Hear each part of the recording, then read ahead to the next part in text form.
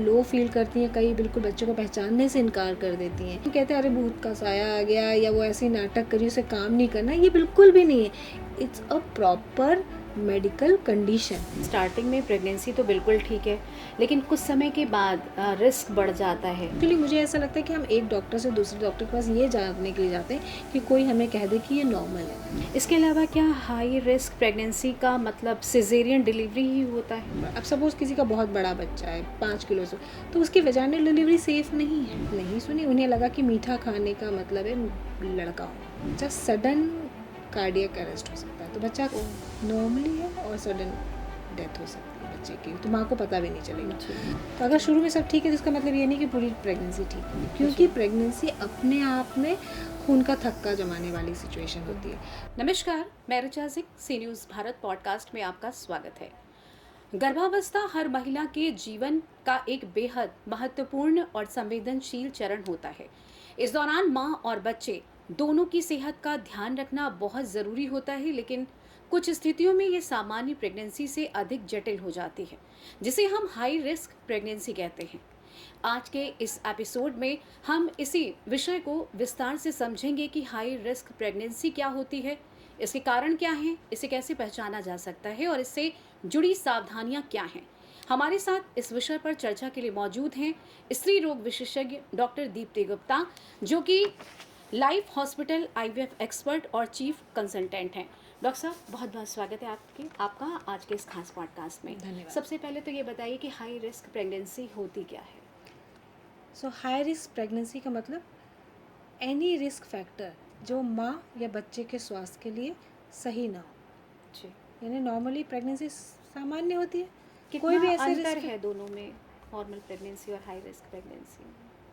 तो नॉर्मल मतलब उसे हमारी ज़रूरत थोड़ी कम पड़े, जी, और हाई रिस्क मतलब जब उसके विजिट्स ज़्यादा बढ़ जाएं, यानी ऐसी कोई भी सिचुएशन आए जिसमें माँ के स्वास्थ्य पर या तो असर पड़ेगा उस प्रेगनेंसी के कारण, जी, या बच्चे के स्वास्थ्य पर प्रेगनेंसी। अगर मैं इसको उदाहरण के तौर पे समझाऊं जी, तो समझ लीजिए कि डायबिटीज़ हो प्रेगनेंसी में, जी, हाई ब्लड प्रेशर हो प्रेगनेंसी में, जी, या बच्चा छोटा हो, उस उतना बढ़ नहीं रहा, उसकी ग्रोथ उतनी नहीं जी, अच्छी, या बच्चा ट्विंस हो।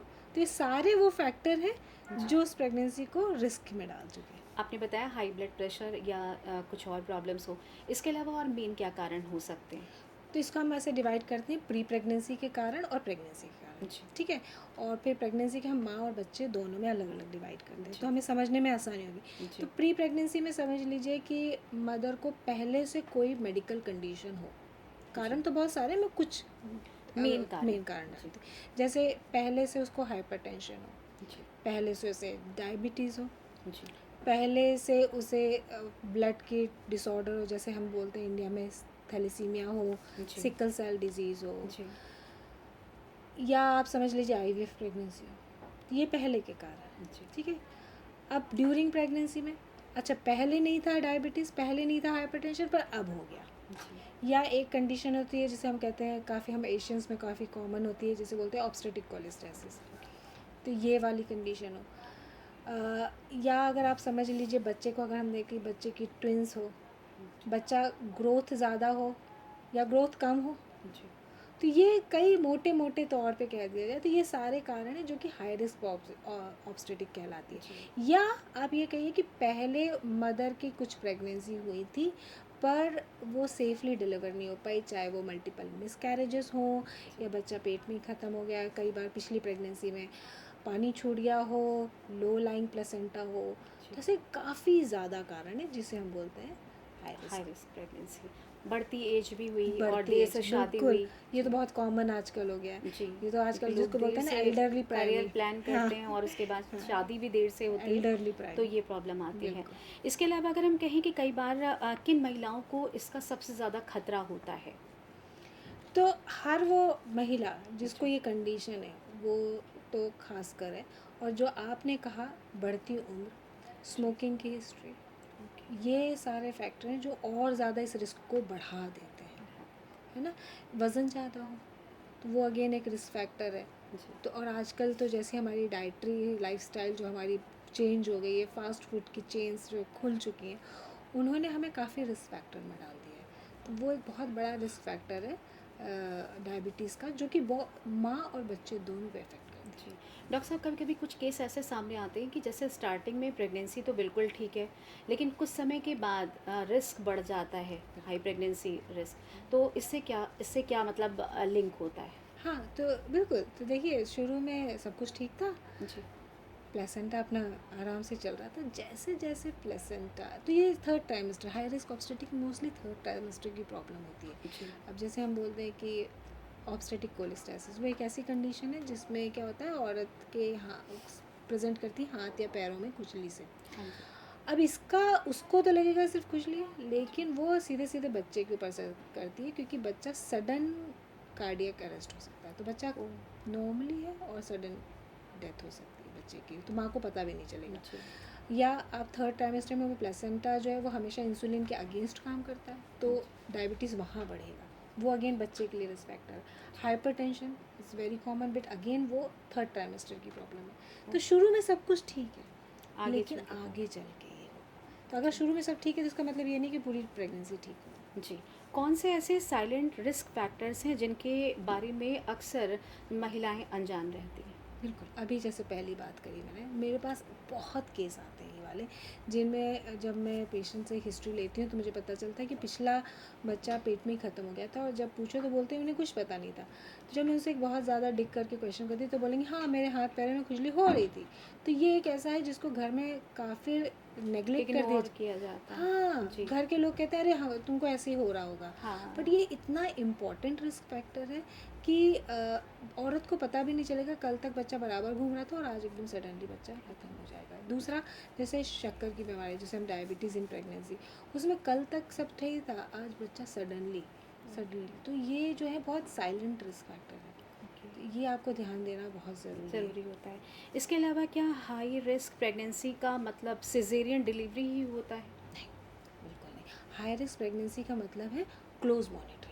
इसका जी। मतलब है कि आपके विजिट्स ज़्यादा बढ़ेंगे, आप और आपके कंसल्टेंट जो है उसके जी, बीच का जो डॉक्टर से रिश्ता, टाइम टू टाइम, टाइम। क्योंकि हमें अब ये देखना है कि बच्चा और आप दोनों सेफली रहें। डेफिनेटली ज़्यादातर केसेस में हम ये कह सकते हैं, 100% नहीं, ज़्यादातर केसेस में वो सिजेरियन होता है क्योंकि सेफ डिलीवरी में, पर ऐसा 100% नहीं है। कुछ जी, केसेस में हम वेजाइनल डिलीवरी भी सेफली करवा सकते हैं, जी, बशर्ते ये एक ऐसे सेंटर पे हो जहाँ पे वो लेबर पूरा क्लोजली मॉनिटर हो। जी। एक तो आपने बताया कि जैसे प्रेगनेंसी टाइम में स्टार्टिंग में ठीक रहता है, धीरे धीरे ईचिंग शुरू हो जाती है, जिसको हम इग्नोर करते हैं। और ऐसी कौन से सिम्टम हैं हाई रिस्क प्रेगनेंसी में जो कि महिलाएं अक्सर नेगलेक्ट करती हैं या इग्नोर कर देती हैं? अब जैसे हम बोले ना, नॉर्मली प्रेगनेंसी में पैरों में सूजन होना कॉमन है, कॉमन। कॉमन है, ठीक है। लेकिन अगर आप वो सूजन आपको ये भी बता सकती है कि वो आपकी प्री एक्लेम्शिया यानी हाइपरटेंशन की प्रॉब्लम भी हो सकती है। जी, तो अगर आपकी सूजन आ रही है जो कि जा नहीं रही है, या आपको अनईजीनेस फील हो रहा है, तो आप इसे इग्नोर मत करें, जी, ठीक है। तो रेगुलर चेकअप। एक कंडीशन मैं बताऊंगी, मेरे रिसेंटली मुझे एक मरीज़ मेरे पास मिली थी, मैं हमेशा कहानी के तौर पे कहती हूँ तो याद ज़्यादा रह जाता है। जी, तो उनका मैंने जब रिस्क असेसमेंट किया था और मैंने कहा था कि तुम डायबिटीज़ के लिए रिस्की हो, उन्होंने मेरी बात नहीं सुनी। उन्हें लगा कि मीठा खाने का मतलब है लड़का होना, ठीक है। ओहो, ठीक, अब ये एक भ्रांति है, लोगों को लगता है मीठा का लग रहा है तो इसका मतलब हमें लड़का होगा शायद, या तो पेट में, या जी, वो ज़्यादा मीठा खा रही थी, पर उनका शुगर लेवल धीरे धीरे धीरे धीरे बढ़ता चला जा रहा था, जो कि कॉमन है, वो इग्नोर कर रही थी। जी, उन्हें लगा था हाँ प्रेगनेंसी में तो भूख लगती है, और सडनली एक दिन बच्चा घूमना बंद हुआ, अगेन उन्होंने उसे भी इग्नोर किया, उन्हें लगा बच्चा ठीक है कल घूम जाएगा। जब तक वो पहुंची तब तक के बच्चा ख़त्म हो चुका था। तो ये बड़े छोटी छोटी सी चीज़ है ना, जिनको हम आपको इग्नोर करते हैं और इग्नोर हाई कर। रिस्क में चले जाते हैं। हाँ बिल्कुल। जी, बिल्कुल। ऐसे क्या तनाव और आपने जैसे बताया कि डिप्रेशन, इसके अलावा और कौन से मेन मतलब ऐसे फैक्टर हैं जिनकी वजह से ये रिस्क ज़्यादा बढ़ जाता है? तनाव का रिस्क हमारे शरीर पे हर अंग पे पड़ता है, ठीक है।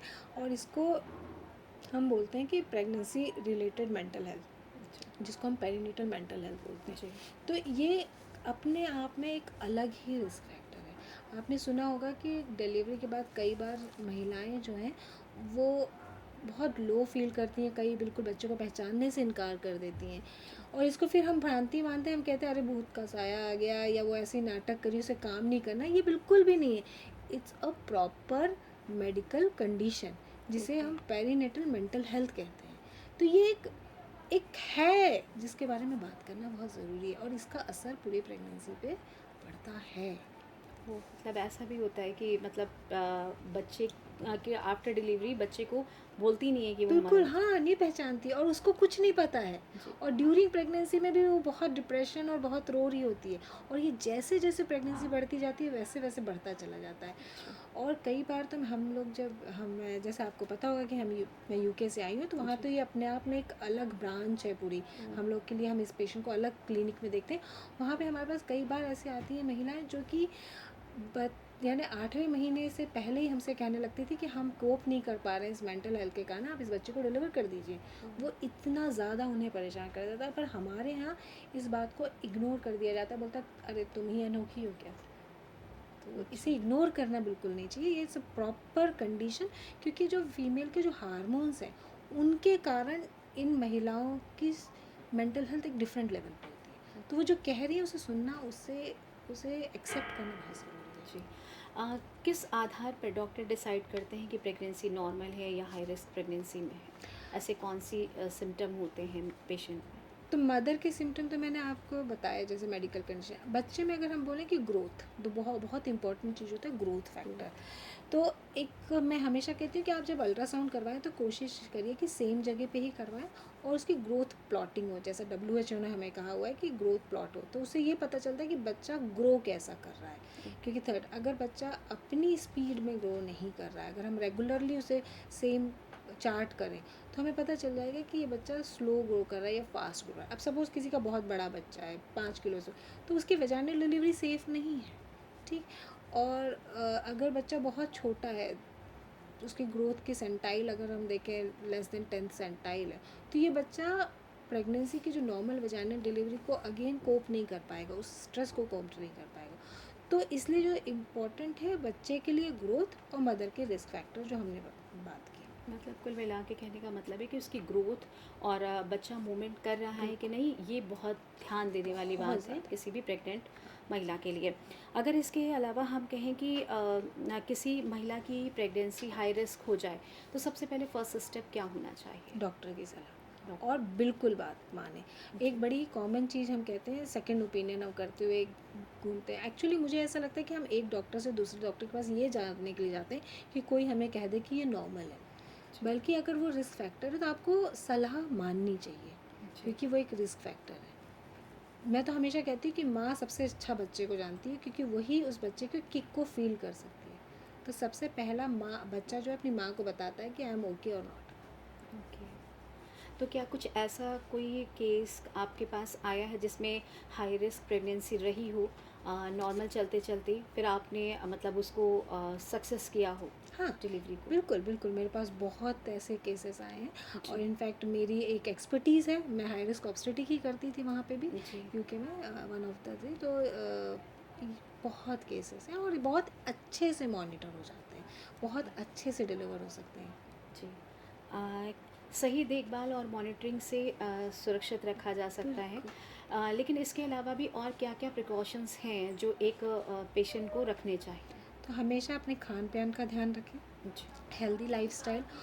एक और बिल्कुल ख़ास बात, हम लोगों के यहाँ एक बड़ी कॉमन भ्रांति है कि प्रेग्नेंट हो गए तो अब काम नहीं करना है, अगर मायके चले गए लेटे रहना है। ये जी। तो बिल्कुल ही नहीं करना होता है, क्योंकि जी। प्रेगनेंसी अपने आप में खून का थक्का जमाने वाली सिचुएशन होती है। तो आप नॉर्मल अपनी रूटीन और नॉर्मल लाइफ़स्टाइल फ़ॉलो करें। नॉर्मल हेल्दी लाइफ़स्टाइल जो कहते हैं ना, जी। बहुत ज़्यादा हाई कैलोरी डाइट भी नहीं लेना, healthy food, healthy lifestyle, walking, अब जंपिंग भी नहीं करनी। तो बोलते हैं ना एक जो डिसेंट योगा कर सकते हैं, योगा एक्सरसाइज कर और सकते हैं, एक्सरसाइज मेडिटेशन कर सकते हैं। इससे मेंटल हेल्थ पे बहुत अच्छा जी। फ़र्क पड़ता है। जी। और बच्चे के मूवमेंट पे ध्यान देना हाँ। और लॉन्ग ट्रैवल नहीं करना। खासकर ये नहीं कि बस हम निकल लिए और बीच में लेबर पेन स्टार्ट हो गया और नियरेस्ट हॉस्पिटल भी नहीं मिला। तो इस तरह की कुछ छोटी छोटी चीज़ों का अगर हम ध्यान दें तो हमारी प्रेगनेंसी का आउटकम बहुत बेहतर हो सकता है। जी। इसके अलावा अगर एज की बात करें कि किस एज में हमें ज़्यादा रिस्क बढ़ जाता है? हाँ, तो जो हम बुक की लैंग्वेज बोले तो 40 के अबव तो हाई रिस्क हो ही जाता है। जैसे हम कहते हैं ना 40 के अबव तो हर कार्डियक रिस्क भी बढ़ जाता है जो अपन को रूटीन, तो वैसे सेम प्रेगनेंसी में है। जी। तो एनी अबव मोर देन 40 जो है उसको कंसीडर करा जाता है हाई रिस्क ऑब्स्टेटिक में। बाकी age is only one factor, there is so many other factor. अगर आपका वज़न ज़्यादा है तो even at the 35 it is high risk. जी।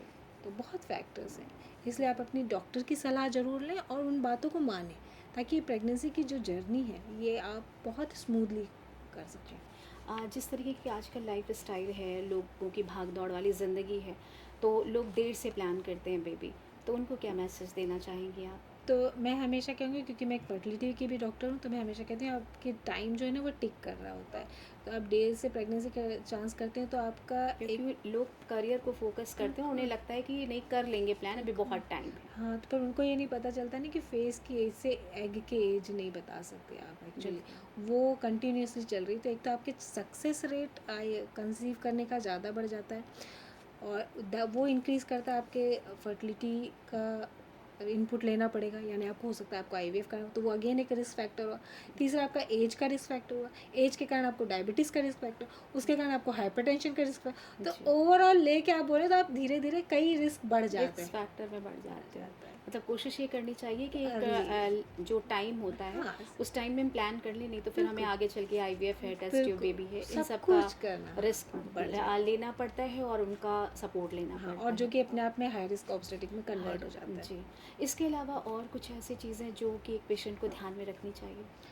बस मैं हमेशा कहूँगी आप हेल्दी डाइट हो गया, healthy yoga, diet, yoga, meditation और बेबी की मूवमेंट। प्रेगनेंसी एक जर्नी है और ये बहुत ही ब्यूटीफुल जर्नी है। मैं हमेशा कहती हूँ ये एक जर्नी होती है जो थोड़ा कपल हैप्पी रहे, जिससे कि एग्जैक्टली हमारी मेंटल हेल्थ बिल्कुल एक कपल की और एक डॉक्टर के साथ की जर्नी है, जिसको अगर आप सही ध्यान, खान पान और मेडिटेशन और डॉक्टर की सलाह से माने तो ये बहुत अच्छी जर्नी है। इसमें फैमिली को भी बहुत सपोर्ट करना चाहिए, क्योंकि इसमें मूड स्विंग हो रहा है या कुछ हो रहा है, तो एक मेंटल जो हाँ मेंटल हेल्थ उसकी ठीक रहे, ताकि बच्चा ठीक रहे। इसमें मतलब जो भी क्लोज हैं, जो भी घर के लोग हैं, उनको ध्यान समझना चाहिए। हाँ, मतलब ये नहीं कहना चाहिए अरे तुम ही अनोखी। जी। डॉक्टर साहब, आपको बहुत बहुत धन्यवाद इतनी महत्वपूर्ण जानकारी हमारे साथ साझा करने के लिए। डॉक्टर दीप्ति ने आज हाई रिस्क प्रेगनेंसी से जुड़ी बहुत महत्वपूर्ण जानकारी हमारे साथ साझा की। इससे न केवल जागरूकता बढ़ती है, बल्कि समय पर सही कदम उठाने में भी मदद मिलती है। हम उम्मीद करते हैं कि हमारे दर्शकों को ये जानकारी उपयोगी लगी होगी, और ऐसे ही महत्वपूर्ण स्वास्थ्य विषयों के साथ हम फिर मिलेंगे। धन्यवाद।